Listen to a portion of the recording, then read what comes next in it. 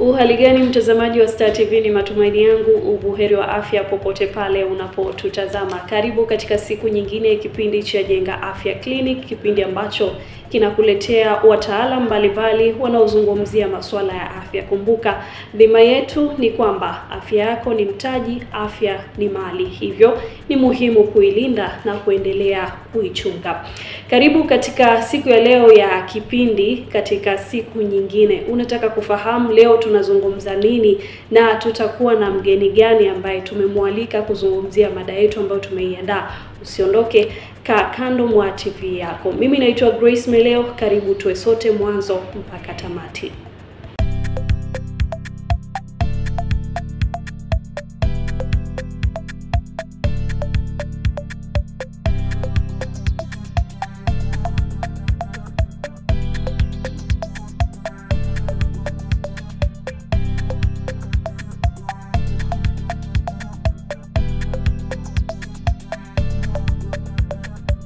Mtazamaji, tuanze mada yetu. Leo hii tunazungumzia nguvu za kiume na tumemwalika mtaalamu ambaye nitakufahamisha jina lake.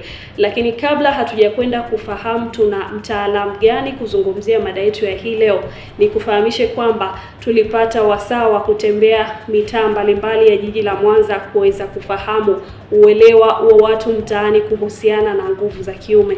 Wao wanaposikia nguvu za kiume, ni nini kinachowajia katika akili zao? Lakini wanatafsiri vipi? Kuna lugha zile za kikamusi, kuna lugha za kisayansi, lakini pia wengine wanaenda mbali na lugha za kimtaa. Tukawasikilize wao wanafahamu nini kuhusiana na hilo.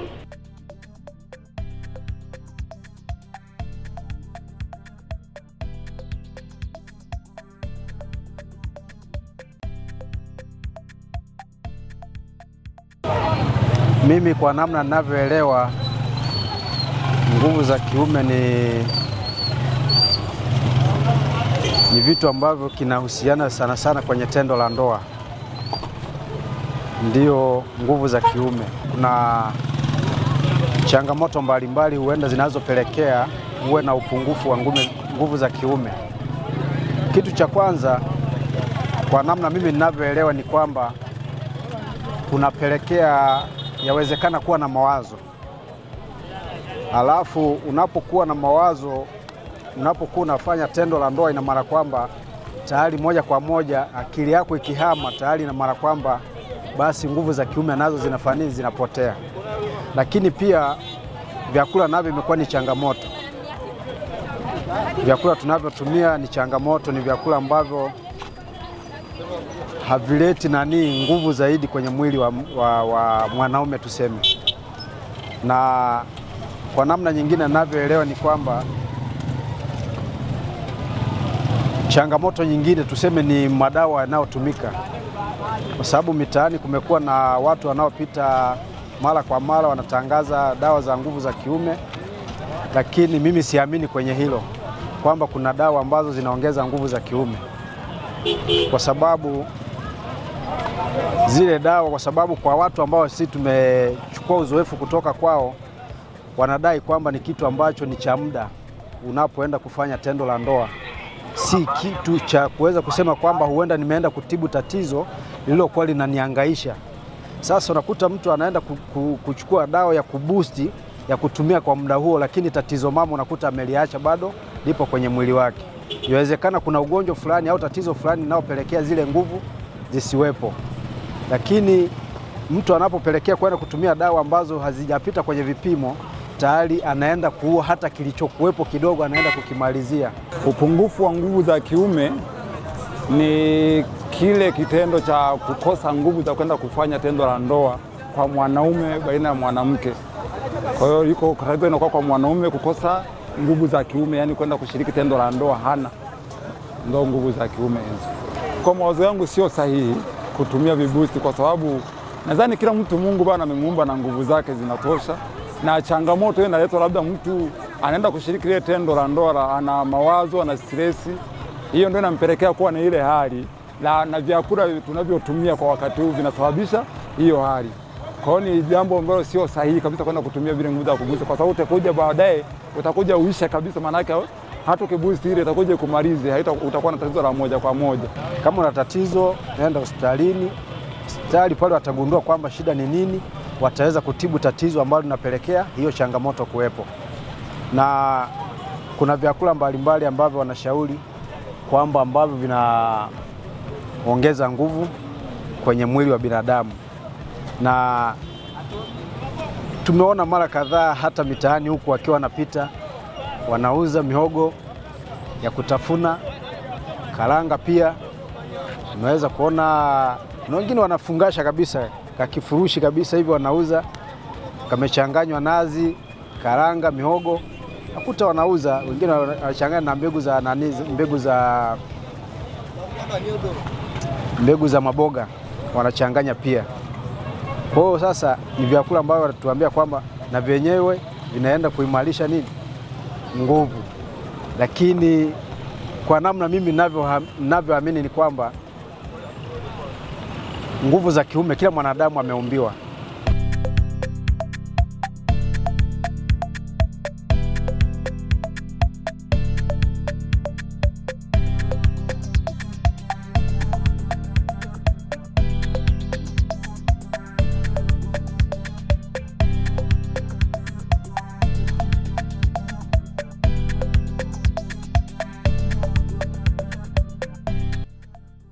Mtazamaji, tumewasikia wakiwa na maoni tofauti, na sasa katika kufahamu wao wako sahihi kwa asilimia zote na maana walizozitoa kuhusiana na lugha za kuhusiana na nguvu za kiume, mtaalamu ndo atatueleza. Mimi si msemaji zaidi kwa sababu ninaye mtaalamu wa afya. Daktari, karibu sana. Asante sana dada Grace, na shukuru kwa ukaribisho wako. Kwa majina naitwa Dr. Hamisi Matalu. Ni daktari bingwa wa tiba na upasuaji wa mfumo wa mkojo na mfumo wa uzazi kwa wanaume katika hospitali ya Rufaa ya Kanda Bugando. Daktari, karibu. Kitaalamu tunaposikia nguvu za kiume, mtu anatakiwa kuelewa nini hasa? Asante sana dada Grace.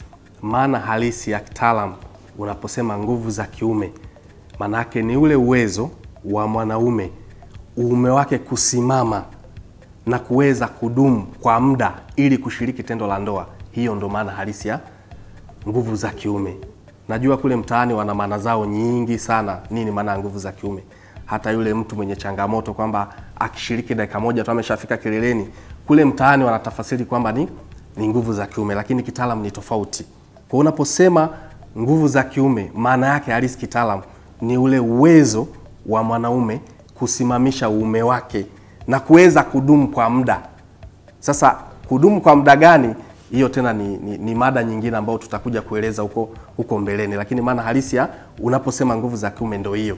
Okay, kwa zile maana zetu za kufikishwa kileleni, kufurahia tendo, ni maana nyingine, lakini kitaalamu tunatakiwa kustick na hiyo. Kitaalamu tunatakiwa kusema hivyo. Okay, tuje sasa tuangalie hizi nguvu za kiume zimegawanyika katika pande. Sasa kitaalamu zimegawanyika katika makundi matatu naweza kusema.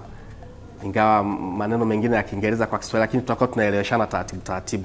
Ya kwanza ni psychogenic. Yaani psychogenic maana yake saikolojia, kwamba mtu anaanza kupata mawazo ya hisia ya kushiriki tendo la ndoa, anajikuta ule uume umesimama na umedumu kwa muda. Kwa hiyo ni aina ya kundi la kwanza hiyo. Lakini kundi la pili kwa kitaalamu wanaita reflexogenic, na aina ya tatu kitaalamu wanaita ni nocturnal. Nocturnal maana yake wanaume wengi sana hapo waga wanasema, hata wakija hospitalini wanasema siku hizi asubuhi au usiku uume wangu hausimami. Kwa hiyo hiyo ni aina ya tatu. Kitaalamu hiyo ni hali ya kawaida kabisa, na inaonyesha kwamba wewe ni mzima, kwamba uume lazima asubuhi uamke au usiku unasimama na unadumu kwa muda.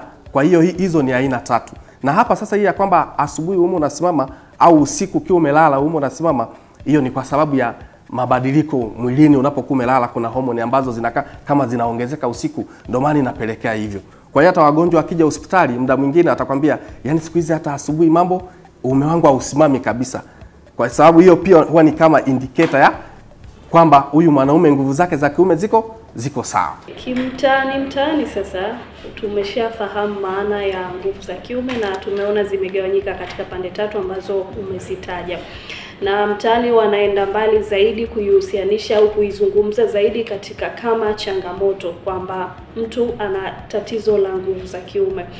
Tatizo hili katika wewe kama mtaalamu, na hususan ushahudumia wagonjwa tofauti au watu tofauti wanaokutana na vitu kama hivyo, tatizo ni kubwa kiasi gani? Kusema kweli, sasa hivi hili tatizo linaongezeka, na hata tafiti mbalimbali ambazo zinafanyika zinaonyesha tatizo litazidi kuongezeka. Baadhi ya tafiti ambazo zimefanyika zinaonyesha kwamba duniani kote, kwa sehemu ambazo wameshafanya tafiti, tatizo ni kubwa, kwa sababu wanakadiria kwamba kwa sasa hivi liko karibia kuanzia asilimia karibu 19 mpaka 71 wastani. Na hapo ukiangalia kuna gap kubwa kwa sababu umri uko tofauti. Ndio maana kuna gap kubwa kwamba kwa nini asilimia 19 mpaka 71, ni kwa sababu ya umri uko tofauti. Na kwa hiyo sasa ni kwa duniani kote, kwa watu ambao wamefanya tafiti inaonyesha hivyo. Tatizo liko kwa ukubwa wa asilimia 19 mpaka 71. Na kwa Afrika inakadiriwa kwamba hili tatizo lipo kwa asilimia wastani 35 mpaka 58. Kwetu hapa Tanzania sasa hatujafanya tafiti za kuweza kuja sasa na kusema kwa jamii yetu kwamba hili tatizo liko kwa ukubwa gani, lakini wastani ndio iko hivyo. Kwa hiyo tatizo lipo kubwa. Na ukiangalia tafiti zilizofanyika zinaonyesha kwamba hili tatizo litaenda linafanya nini? Linaongezeka kulingana na maisha yetu ambayo tunaishi sasa hivi. Kwa hiyo nafikiri tunahitaji sasa kufanya tafiti kujua kwa mfano kwa Tanzania au kwa jamii zetu kwamba hili lina ukubwa kiasi gani, lakini hizi ni tafiti ambazo zimefanyika huko duniani na zinaonyesha kwamba tatizo litazidi kuongezeka. Okay, sasa tumeona hizo asilimia na tunasema tunakiri kwamba nchi yetu bado hatujafanya hizo tafiti. Kwa sasa hivi tunaongelea takwimu za ujumla. Ndio. Okay, ukizitazama hizo takwimu unaona kama tatizo linatisha au ni kitu normal tu tunatakiwa tuendelee na maisha ya kawaida? Hili tatizo linatisha kwa sababu mgonjwa anapokuja kwako ana hii changamoto, maana yake kwanza kisaikolojia anakuwa ameshateseka sana. Kwa hiyo ni tatizo ambalo linatisha kwa maana ya kisaikolojia. Na nafikiri ulishasikia hata huko mtaani watu muda mwingine mpaka inafikia hatua hata ndoa zinavunjika kwa sababu ya changamoto hii. Kwa hiyo ni tatizo kubwa na linatisha kwa sababu inapofikia hatua watu wanaachana labda kwa sababu mwanaume ameambiwa na upungufu wa nguvu za kiume. Hata kile kitendo tu labda cha mwanaume kuambiwa kwamba bwana wewe una upungufu wa nguvu za kiume, labda kaambiwa na mwanaume, tayari ni kitu ambacho kinatisha. Kwa sababu kwa mtu ambaye ameambiwa hayo maneno, obviously akitoka pale kisaikolojia hayuko sawa. Anakuwa tayari almost pale kashatishika kabisa. Lakini yeye anajijua? Swala sio kujijua, lazima anataka aonyeshe umwamba wake kwamba bana niko sawa na niko fiti. Na inapotokea ndio maana anafika hospitalini, na tunawashauri waje hospitalini, waje kwa ajili ya kufanya uchunguzi kujua kwamba changamoto iko wapi. Najua ni mada ya siku nyingine, lakini unapokuwa na hiyo changamoto ni vizuri kutafuta matibabu. Angalau watu kujua kwamba bana nina changamoto hii hapa. Sasa inatibika, utafanya vipimo, utachunguzwa, ujue tatizo ni nini, ikiwezekana upate nini? Matibabu. Kuna yale makundi ya kuna magonjwa mengine wataalamu mnakuwa mnatushauri kwamba ni vyema ucheki afya kila mara. Kwa tatizo hili ni muhimu mtu kucheki afya kila mara au wajiangalie kwa vile viashiria ambavyo unavitaja? Kwa uzoefu wangu sijawahi kupata mgonjwa ambaye kaja specifically akasema tu kwamba bana mimi nataka ni check tu uwezo wangu uko wapi. Mara nyingi wagonjwa wanaofika hospitali tayari wana changamoto. Bwana mimi labda zamani nilikuwa niko vizuri, lakini siku hizi nguvu za kiume zimeisha kabisa au zimepungua kwa pasenti kubwa sana. Wengi wanaofika hospitali wanakuwa na malalamiko hayo. Lakini mtu eti kabisa yuko mzima kaja tukasema bana nataka ni cheki nguvu zangu za kiume, hapana. Wengi wanaofika hospitali ni wale ambao wana changamoto tayari. Okay. Sasa daktari, ni watu gani wanaathirika sana na tatizo hili? Tukizungumzia kwanza tuzungumzie upande wa mijini na vijijini, lakini pia kiumri tukaguse. Ni kuanzia umri gani ambao ndo unaafektiwa sana? Tafiti zinaonyesha kwamba watu ambao wanaathirika zaidi kwa maana ya umri ni kuanzia miaka 40 na kuendelea. Hilo grupu ndo linaonekana kwamba linaathirika zaidi na upungufu wa nguvu za kiume. Tafiti zote zilizofanyika zinaonyesha hivyo. Lakini kingine cha kuongezea tu pale, kadiri umri unavyoongezeka nguvu za kiume pia zinaenda zinafanya nini? Zinapungua kwa sababu mbalimbali ambazo baadaye huko tutakuja kueleza huko baadaye, lakini kuanzia miaka 40 na kuendelea nguvu za kiume zinapungua. Kwa kadri umri unavyoongezeka na tatizo pia linaongezeka la upungufu wa nguvu za kiume. Okay, kwa hiyo huo umri wa kuanzia miaka 40 kwenda juu ndo watu kwa mfano wajisikie wako safe au hapana. Kwa mfano kuna tafiti moja ilifanyika kuangalia ili tatizo la nguvu za kiume. Waligawa katika makundi mawili, miaka 18 mpaka 40 na miaka 40 mpaka 70. Lakini ilionyesha kwamba tatizo kati ya umri wa miaka 18 mpaka miaka 40 lilikuwa liko chini kidogo kilinganisha na tatizo kuanzia miaka 40 mpaka 70. Kwa mfano inaonyesha kwamba miaka 18 mpaka 40 lilikuwa wastani 18% mpaka 35 huo umri. Kwa hiyo maana yake lilikuwa liko chini kidogo. Lakini kuanzia umri wa miaka 40 mpaka 70 tatizo lilikuwa ni 45% mpaka 70. Kwa hiyo ukiangalia pale kwa swala la umri, kwa hiyo tatizo linakuwa liko dogo kidogo umri chini ya miaka 40 ukilinganisha na umri kuanzia miaka 40 na kuendelea. Okay, Dr. shikilia hapo tutarejea kuendelea na mada yetu. Asante sana. Mtazamaji, kumbuka kama una swali lolote unaweza kulielekeza kwa Dr. Hamisi Matalu naye atalitolea ufafanuzi, lakini swali hilo unaweza kulituma kupitia nambari 0688729850. Dr. Hamisi ataweza kukujibu swali lolote. Kumbuka namba hii pia inapita katika luninga yako. Tupate mapumziko mafupi, tutarejea kuendelea na mada yetu.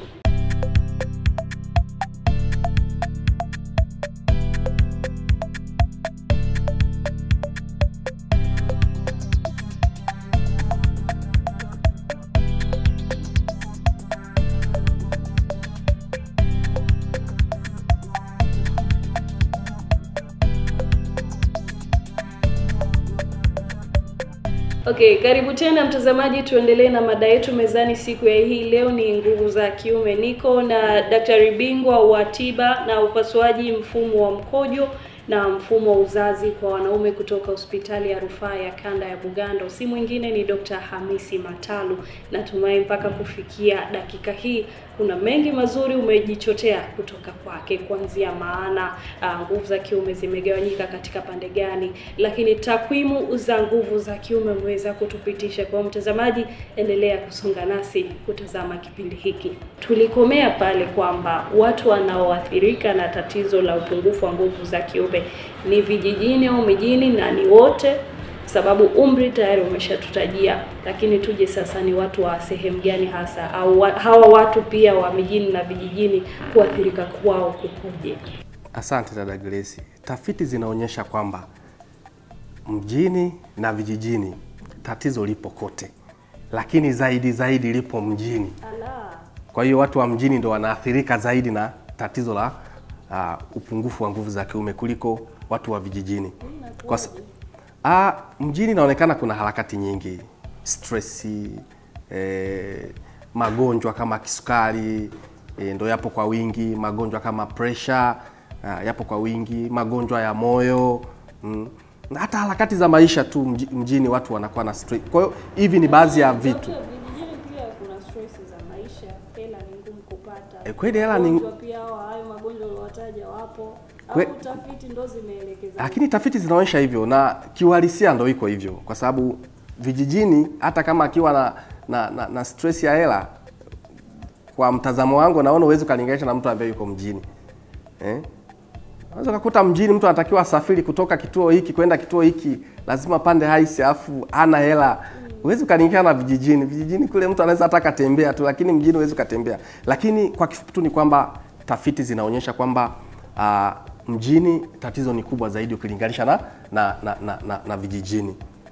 Kwa sababu baadhi ya tafiti zinaonyesha kwamba kwa vijijini kule ambako wamefanya utafiti, kuna tafiti moja ilifanyika inaonyesha kwamba 12% mpaka 18% ndio walionekana wameathirika na hii shida watu wa vijijini. Lakini mjini, kwa hiyo tafiti iliyofanyika ilionekana tatizo ni 22% mpaka 36%.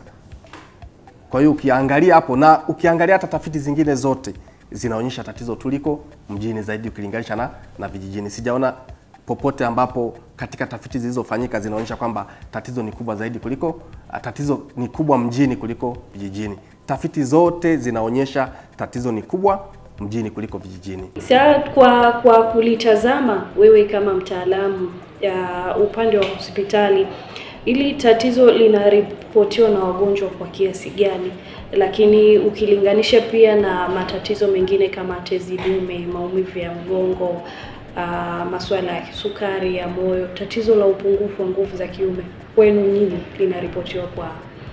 Hili tatizo kwa uzoefu wangu kadri siku zinavyozidi kwenda naona linakuwa linaongezeka. Kwa sababu sina ile data kabisa kwamba labda la mwaka 2024 tumerekodi watu wangapi wenye upungufu wa wenye tatizo la nguvu za kiume. Ingawa hii pia ni changamoto kwetu. Kwa hiyo sasa inabidi tuanzishe nafikiri utaratibu mzuri wa kuweza kurekodi kwamba watu wenye walioripoti kwetu wenye upungufu wa nguvu za kiume walikuwa kiasi gani. Lakini ni tatizo ambalo sasa tunaliona mara kwa mara wagonjwa wakifika kwetu. Na tunahisi ni kwa sababu watu uelewa pia unaenda unaongezeka. Kwa hiyo hizi wanakuwa wanafika kwetu kwa ajili ya kutafuta matibabu. Lakini kingine hata jamii tu ni wafike hospitalini tuweze kufanya uchunguzi, kwa sababu tatizo kama ulivyosema, tatizo kama la tezi dume, dalili zake obvious mtu zitamsumbua, lazima tu atafika hospitalini. Muda mwingine issue kama ya nguvu za kiume watu wanaona aibu hata kwenda hospitali, na kuna wengine wanakuja haelezi ule kiuwazi kwa sababu anaona sasa daktari atanionaje. Lakini mimi ni tu jamii wafike hospitalini, tufanye uchunguzi tuweze kuona kwamba ni tatizo kisababishi ni kitu gani, then kama tunampa matibabu tumpe matibabu. Okay, kwa kumalizia kabisa kipindi chetu, mwisho kabisa, pale awali tulitazama na kuona namna ambavyo watu wana maana zao tofauti huko mtaani, na wewe ukatoa maana ya kitaalamu. Jamii inapaswa kuchukua hatua gani kudhibiti au kuamini kitu gani hasa kuhusiana na issue ya nguvu za kiume? Kwanza wanatakiwa wasikilize wataalamu. Kwa sababu visababishi vipo na tunavijua. Kwa hiyo kama ukiweza kuviepuka hivyo visababishi, na kadri tunavyoendelea siku nyingine tutakuja tujadili visababishi ni nini vya haya mambo. Nafikiri jamii inatakiwa isikilize wataalamu, wasije wakawa wanasikiliza watu. Maana tukienda huko mtaani saa hizi hata waganga wa tiba za asili mabango yote, tiba ya kwanza ni upungufu wa nguvu za kiume. Kwa hiyo na wale watu wanaaminika sana kwa sababu wanaeleza vizuri kweli, lakini mimi ni shauri jamii wao wanakuja kucheki. Unaweza ukajikuta na upungufu wa nguvu za kiume kwa sababu una matatizo ya moyo. Unaweza ukajikuta na upungufu wa nguvu za kiume hujagundua una matatizo ya sukari. Unaweza ukienda hospitali unaona. Kwa hiyo ukija hospitali utachunguzwa, itajulikana ni kitu gani. Nafikiri itakuwa ni vizuri zaidi. Na hapa kwenye visababishi nafikiri tukifika kwenye hiyo mada ya kwamba vitu gani vinasababisha, nafikiri tutaongelea kwa undani zaidi. Kusudi watu sasa watapata ule uelewa kwamba kumbe tunatakiwa tufike hospitali tuchunguzwe vitu gani na vitu gani ambavyo vinaweza vikapelekea upungufu wa nguvu za kiume. Na itatusaidia pia kuondoa zile notion, hata zile notion mbaya ya vumbi la Kongo, hizo Viagra, sijui tumia majani ya mti fulani yanasaidia. Sawa kabisa. Mtazamaji, tumemsikia Dr. Matalu kwa kinaga ubaga kuhusu nguvu za kiume, lakini pia kuhusiana na tatizo la upungufu wa nguvu za kiume. Mimi sina ya kwangu ya kuongeza, maadamu mtaalamu amezungumza mengi, na Daktari Matalu yeye alikuwa anatuambia maana ya nguvu za kiume, lakini pia ametupitisha na kufahamu takwimu zikoje kwa tatizo la nguvu za kiume, watu gani wanaathiriwa zaidi na tatizo hili, lakini pia jamii inatakiwa kufuata ushauri upi au inatakiwa kwenda wapi inapohisi kuna changamoto au kutaka uelewa wa swala hili. Mpaka kufikia hapo, mtazamaji, mimi sina la ziada. Naitwa Grace Meleo ambaye ulikuwa nami mwanzo wa kipindi hiki mpaka mwisho. Tukutane katika kipindi kijacho ambapo tutakuwa na mwendelezo wa kufahamu nguvu za kiume zinavyoweza kuathirika katika kipindi cha utoto na ukuaji, na tutakuwa na daktari mwingine ambaye atatupitisha katika swala hilo. Usikose kutazama kipindi kinachofuata hapa Star TV. Muda ni Jumamosi saa 3 kamili usiku. Asante sana kwa hospitali ya rufaa ya kanda ya Bugando kutupatia wataalamu kuweza kuzungumza mada hii, lakini pia kwa crew nzima Star TV ambayo imenisaidia kufanikisha kipindi hiki. Mtazamaji, kwa heri kwa sasa. Endelea kutazama vipindi vinavyoendelea hapa Star TV.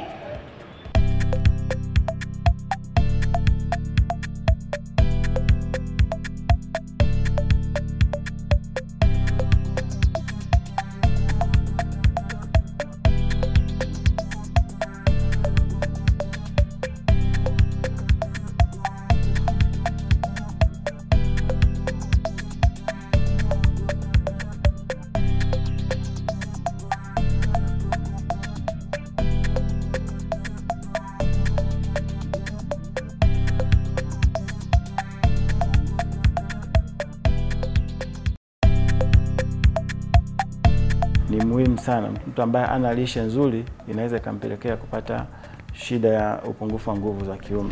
Yapo maradhi mbalimbali ambayo yanaweza kuanza utotoni na yakaleta athari zake ukubwani. Pombe iliyokithiri inaathiri nguvu za kiume. Yes. Tunalitazama hili katika engo 3, kwamba swala la kiakili au kisaikolojia pia na hisia, lakini pia uimara wa mishipa ya fahamu pamoja na mishipa ya damu.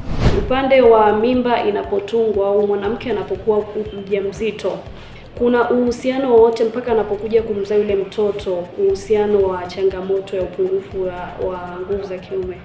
Na sehemu ya sababu kwa nini kipindi hiki ni muhimu kwa jamii ni kwamba unaweza ukawa na shida hii, haujatambua kwamba unastahili kuanza kutafuta matibabu. Mtu yoyote ambaye ana shida ya mgongo ambao nerves haziendi chini vizuri, yawezekana asiweze kufanya tendo la ndoa vizuri.